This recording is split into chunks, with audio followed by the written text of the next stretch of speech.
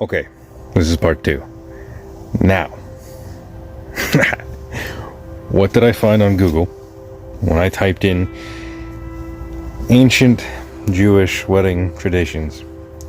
Well, a lot of things. But, now, recap.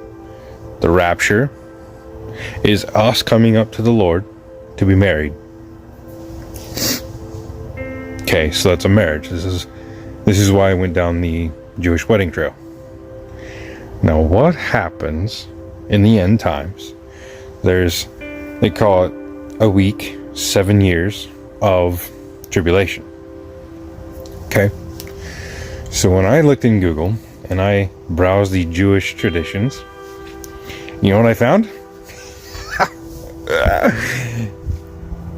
After the wedding ceremony, the bride and the groom go away privately together for a week. Just gonna let that simmer for a second.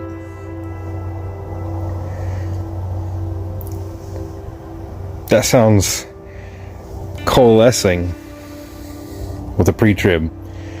We are caught up, married, celebrating for a week, the 7 years.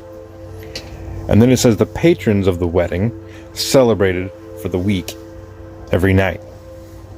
7 again. That freaking blew my mind, because I wasn't expecting to find that. I just wanted to see if there was anything that would kind of come into that line of thinking. Well, I found it.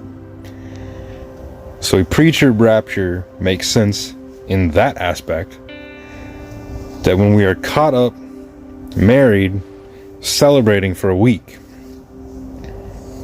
7 years. After that 7 years, the end of the trib. Okay, now read this.